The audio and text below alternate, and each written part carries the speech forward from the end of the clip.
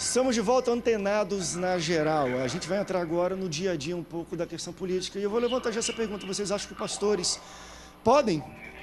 Não falando, mas podem, às vezes é interessante se eles acham que tem um político bom, às vezes do seio da própria igreja, que todos reconhecem, falam, olha, queridos, esse irmão aqui da igreja, vocês conhecem o histórico dele de família, de vida, de gestão, é uma boa pessoa, está se candidatando, ou trazer outro de fora.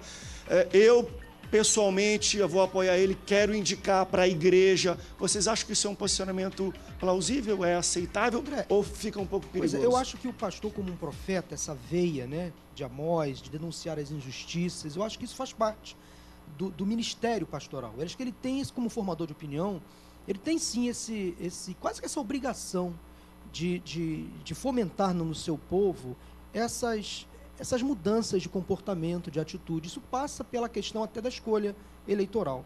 Eu acho comprometedor demais quando o pastor traz para o púlpito da sua igreja um político. Eu acho que ele vai estar se vendendo e talvez corrompendo o momento de culto com algo que poderia ser debatido em outro ambiente. Mas eu acho que quando ele traz uma plataforma política para dentro da sua igreja, ele se compromete. Porque a igreja é mista, é plural. Agora, eu acho legal... Eu já vi pastores abordando questões sociais dentro de igreja, né? Sim, tudo bem. Isso não seria uma questão social, às vezes, a escolha de uma pessoa? Ou até ele fala assim, irmãos, eu penso dessa forma, eu acho que eu tenho essa linha partidária, mas os irmãos são livres para votar. Eu concordo. Só acho a palavra se vendendo, acho muito pesada. Porque o se vendendo seria se ele estivesse levando alguma vantagem por trás. Se ele, por uma questão de foro íntimo, ele entender que, olha só, uma coisa é o voto de cabresto. Vocês vão votar nele porque eu sou ungido de Deus e é a vontade de Deus. E Deus fala para minha boca, aí está se vendendo. E Deus fala para minha boca, então é ele, é o X e acabou. A outra coisa não é isso. Ele fala assim, olha, eu, por exemplo, voto em fulano.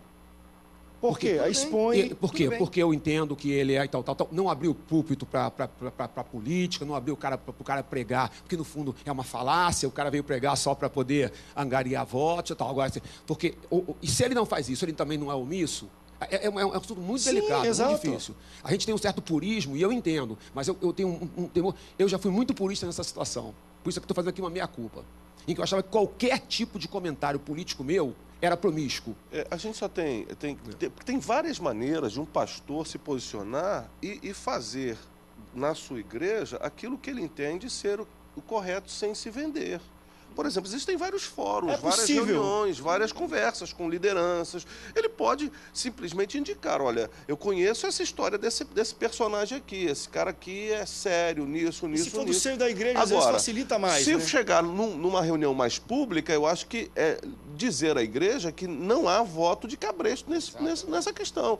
O que eu faço? Vocês querem ser práticos. A nossa igreja, nós somos procurados por muita gente. Nós não fechamos apoio a ninguém. A nossa igreja está fechada com o fulano de tal. Isso não vai fazer. Mas o sujeito vai lá. Você apresenta, tá lá, isso aqui, irmão, você depois receba o material, avalie, você é livre para fazer a sua escolha. Mas no ambiente particular, no ambiente privado da vida do pastor como um cidadão, ele tem todo o direito de exercer a sua influência. O que não se pode é fazer uma combinação promíscua desse processo. Eu tenho uma autoridade... Sou ungido, eu sou ungido, e aí tem que ser esse cara aqui, tem que ser porque eu quero que seja ele. Aí é complicado. Ô César, agora, eu agregaria ao que o colega aqui colocou também, a gente tem que se preocupar com a pessoa, com quem a gente diz, olha, nós temos posição política e a gente vai pensar em pessoas que são dignas. Mas também há um segundo fator que é importante, qual é o programa dessa pessoa? Porque, infelizmente, nós temos pessoas que são boas, mas não tem nenhum programa. Perfeito. Então... Mas aí o senhor está falando mais em majoritário, mais em candidatos a cargos majoritários. Quando a gente fala de representante no ponto de vista legislativo, nós precisamos saber mais quais são os seus valores do que os seus projetos, porque, na verdade, ele não tem o poder de fazer coisas, ele vai ser o representante daquele grupo que o elegeu. A ideia do voto digital é exatamente essa, é ter o representante daquele setor ali, daquele nicho da sociedade. Isso é legítimo. É que quando a gente fala assim, dá a impressão de que é casuísmo. Não é. Pastor Níger, isso é legítimo. Isso vai além. Quando o pastor Neander fala do programa pessoal daquele candidato, vai um pouco além. Qual o programa do partido? Porque depois que o candidato é eleito, Mas aí ele se afasta da igreja e ele é envolvido. Cara, política... Mas aí deixa eu fazer uma pergunta a você. Nós estamos discutindo isso no estado do Rio de Janeiro. E você já viu a loucura que se fizeram de alianças aqui, os partidos? O partido político, Mas pastor ele Paulo, faz assim, aliança mais que a para igreja tem que se majoritário, envolver. por questão de arrastar voto, mais do que vender votação de... não é passar uma lei. o que o pastor Paulo, eu concordo Tá tocando na perfeitamente, ferida. querido. Só que tem um detalhe. Se você for... Tá difícil. Porque, assim, os próprios partidos políticos, eles não têm essa ideologia. definição Mas eu tô querendo dizer ideológica. o seguinte, a igreja tem que se complicado. envolver com a política não só pré-eleição, tem que ser depois, saber o que o seu candidato está fazendo. Por exemplo, uma pergunta que todo mundo, a mídia, por exemplo, faz, você lembra em quem você votou para vereador nas últimas eleições? Eu, particularmente, Não, lembro eu também por uma não- questão, não. mas até da questão pastoral Tudo bem, também. mas porque- eu não lembro. Eu não lembro. Faça a minha meia-culpa. Porque nós temos uma essência de a gente ficar distante. Eu acho que eu Desse posso lembrar processo. você em quem você votou. Eu também. Mas deixa pra lá. Não, e eu acho que também, às vezes, é questão do conceito mesmo. Existem países mais desenvolvidos, claro que eu não gosto de fazer essa comparação, mas o cara vê o político como o funcionário dele. Aqui não, a gente parece que é uma promoção. Ele está sendo promovido a vereador. Nossa, um dia eu quero ser. Em outros locais, às vezes é o contrário. Ele é um empregado do povo. Tire povo o tem que salário do bater vereador. Lá, tem que bater na porta dele e falar, cadê aquilo? Tem que cobrar. Só que, de fato, às vezes... nós Tire as estamos nisso, verbas, mas, os assim, salários do vereador, os benefícios do vereador, do deputado estadual, do deputado federal. E vamos ver quem quer fazer política de fato. Deixa eu levantar transformadora. talvez algo, acho que é mais sensível e foi bem colocado pelo pastor Paulo, porque ele também botou aqui uma preocupação não só da pessoa, mas uma questão partidária. Ele está ligado que partido, querendo ou não, mesmo no legislativo, existem algumas situações que quem conhece um pouco o jogo político, ele quer botar uma lei dele que às vezes vai ajudar a igreja, mas para ele aprovar, junto com aquela lei que é um pacote, vem um monte de outra lei que não tem nada a ver ou vai contra aquilo que ele está falando. E às vezes acontece isso.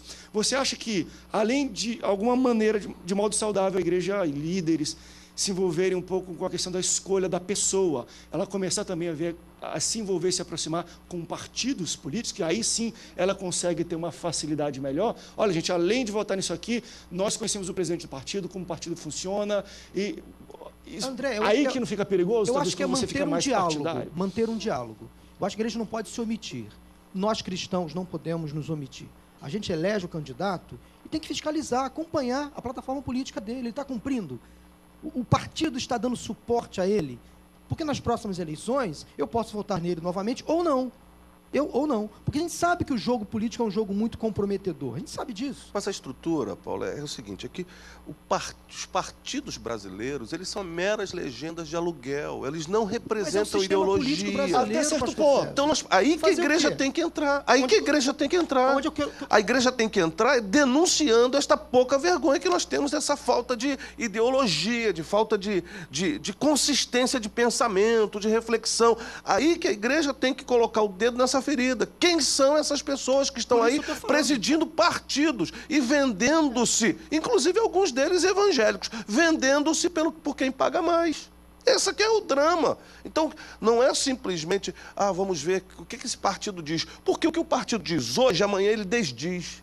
Porque é um bando de gente E sem às vezes, fica compromisso. assim, às vezes é difícil para o cara, e eu aqui vou votar, como é que eu consigo mudar tudo isso, né? Você telespectador, e nós vamos falar, vocês acham, deixa uma pergunta bem objetiva, crente deve votar em crente? Eu acho que crente tem que votar em pessoas que tenham valores que coadunam com a sua fé cristã. E que sejam Vou boas. voltar agora, mais uma vez, vou fazer de novo, estou sendo repetitivo, desculpe. Tá? Não, A mas diferença entre o legislativo e o executivo. São coisas completamente distintas. No executivo, não. Eu tenho que formar tenho que pensar em plataforma de governo, programa de governo. Aí eu tenho que pensar em tudo isso, eu concordo do gênero, número igual. Até na questão do partido. Porque aí o partido é muito relevante. Executivo é. No executivo é muito relevante. Quando eu venho aqui para o amiúde, pro dia a dia, para o cotidiano, os valores são muito importantes. Porque eu tenho que ter alguém que represente os meus valores. Senão, quem vai defender os meus valores? Conquanto, mas há uma deterioração dos valores. Mas nós cristãos, nós temos um rol de valores. Ainda que deteriorado, nós temos. Então, eu preciso ter alguém, se nós não fizermos... Aqui é uma falácia, e essa falácia me preocupa profundamente. que nós não podemos falar de política, que nós não, porque não tá, senão é promiscuidade, senão você está entrando não sei aonde. E isso virou meio que um mantra que nós fomos aceitando. E fomos ficando coagidos, enquanto determinados grupos, meu amigo, fazem uma arruaça danada e conseguem o que querem e o que não querem. Então eu tenho que ter um representante lá até para me cobrar.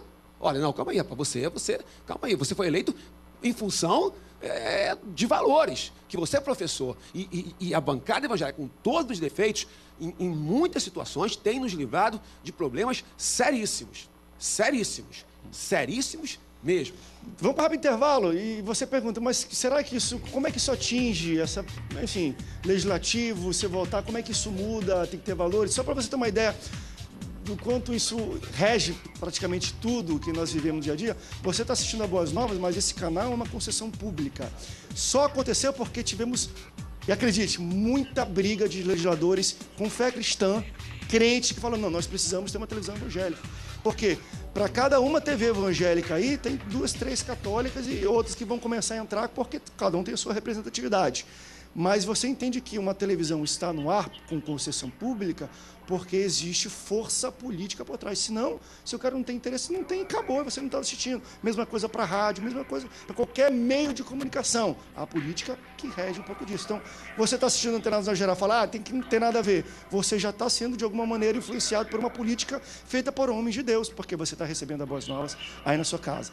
E vamos começar, já vai ser o último bloco, eu acho, agora. Eu vou entrar um passo a mais agora. Você acredita que pastor deve deixar um pouco o púlpito porque ele acha que deve se candidatar? Como é que você entende quando um líder evangélico acha que tem? Poxa, eu quero ser deputado, eu quero ser prefeito, tudo.